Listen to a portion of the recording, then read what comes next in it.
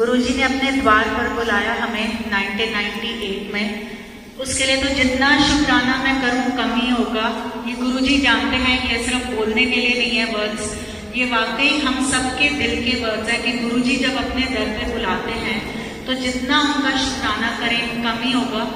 क्योंकि गुरुजी सिर्फ ब्लेसिंग्स देने के लिए नहीं बुलाते हैं, ब्लेसिंग्स तो वो वैसे भी दे देते हैं। गुरु का प्यार है हमारे लिए, वो किसी शर्त का मोहताज नहीं है। हम उनके पास आएंगे तो ही वो हमें ब्लेस करेंगे, हम लंगर करेंगे तो ही वो हमें ब्लेस करेंगे। गुरु तो दिए जा रहा है, गुरु जी दोनों हाथों से दिए जा रहे हैं। बस अभी जब आंटी शुक्राना कर रही थी तो मन में ये ख्याल आया, गुरु जी ने बस यही बोलने के लिए बोला है कि हम गुरु जी से जुड़े हैं कोई बहुत बड़े पर्पस के लिए, सिर्फ ब्लेसिंग्स लेने के लिए नहीं। वो तो गुरु जी दे ही देंगे। क्या पर्पस है, कैसे हमें कर्म कटवाने हैं, क्या करना है, वो हमें सोचना पड़ेगा अगर हमें गुरु जी की राह पे आगे बढ़ना है तो। मेरे भाई को 1998 में कैंसर डिटेक्ट हुआ था, जिसके वजह से हम गुरु जी के पास पहुंचे थे बिना किसी विश्वास के। डॉक्टर्स ने हाथ खड़े कर दिए थे, डॉक्टर्स ने उसकी ट्रीटमेंट करने से मना कर दिया था और हमारे पास और कोई रास्ता नहीं था। तो गुरुजी ने रास्ता बनाया अपने पास बुलाने का और हम बिना विश्वास के उनके पास पहुंचे।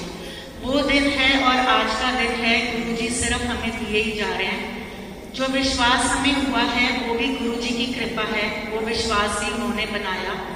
सरेंडर करना सिखाया गुरुजी ने।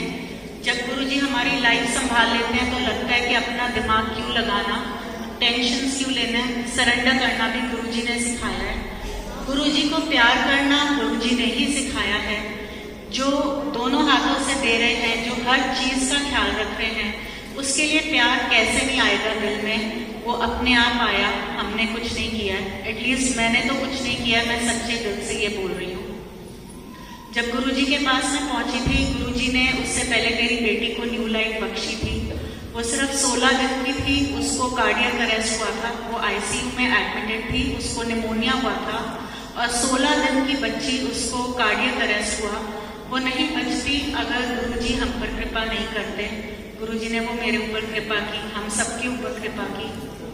फिर जब हमने गुरुजी के पास जाना शुरू किया, एक दिन एम्पायर स्टेट में मैंने माथा टेका गुरुजी के आगे और जैसे ही माथा टेक के मैं मुड़ी, गुरुजी बोलते इसनो मुंडा देना है। गुरुजी ने मुझे बेटा ब्लेस करके दिया, गुरुजी का प्रसाद। साथ ही गुरुजी ने कर्म कटवाए। मेरा बेटा जब हुआ था, बेटी मेरी ऑलरेडी 4 साल की हो चुकी थी। 14 महीने वो सोया नहीं, न दिन में न रात में। मेरी गोदी में होता तो सोता, नहीं तो वो सोता नहीं। घर के सारे काम, बेटी को पढ़ाना, बेटी को स्कूल भेजना, एक एक काम मैंने घर का सब अपने बेटे को गोदी में लेके किया। कैसे किया मैं नहीं जानती। आज मुझे समझ आता है कि ये गुरुजी ने करवाया। कौन से मेरे कर्म कटवाए वो गुरुजी जाने, लेकिन मुझे ये पता है मेरे बहुत कर्म कटवाए हैं। सो उसके लिए शुक्राना गुरुजी, क्योंकि कर्म अगर नहीं कटेंगे तो उस पर इंटरेस्ट जरूर लगता है। गुरुजी का एक दिन मुझे मैसेज आया था कि अगर मैं कर्म तुम्हारे नहीं काटूंगा, वो कर्म मैं थोड़ा पीछे कर दूंगा। अगर तुम थक जाते हो अपने कर्म सह के, मैं अगर उसको थोड़ा पीछे कर दूंगा तो उस पर इंटरेस्ट लगेगा। जो एक छोटा सा पौधा है वो कल को बड़ा पेड़ बन जाएगा। तो गुरुजी का शुक्राना। आज छोटा सा पौधा अगर हमसे नहीं सहन होता तो हम पेड़ क्या सहन करेंगे। इसीलिए कोई अगर कर्म हमारे सामने आता है तो गुरुजी का शुक्राना करके हंसते हुए वो हम कर्म अगर काट लेंगे तो आसान हो जाएगा। फिर वो कर्म कटेंगे हमारे, हम सिर्फ भुगतेंगे नहीं। क्योंकि जो जीव जंतु हैं, जानवर हैं, पक्षी हैं, पेड़ पौधे हैं, वो अपने कर्म भुगतते हैं। जब हमें इंसान का रूप मिलता है तो सिर्फ उसी जोनी में हम कर्म अपने काट सकते हैं, वरना कर्म तो हर कोई भुगत रहा है। ये गुरुजी ने ही सिखाया है मेरे को। सो उसके लिए शुक्राना।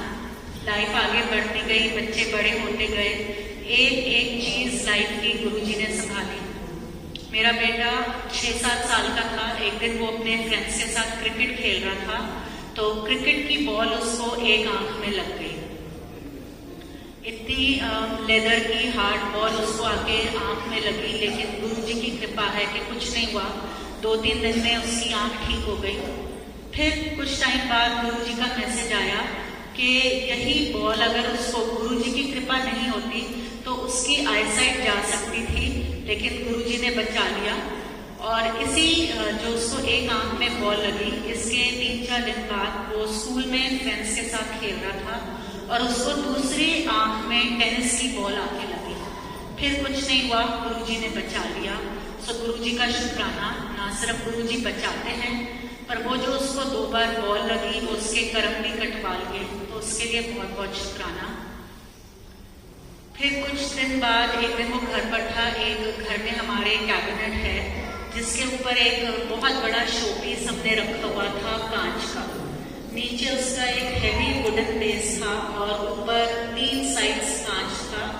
तो मेरे बेटे ने जैसे ही वो कैबिनेट खोला, वो जो शोपीस है उसके सिर पर आके गिरा।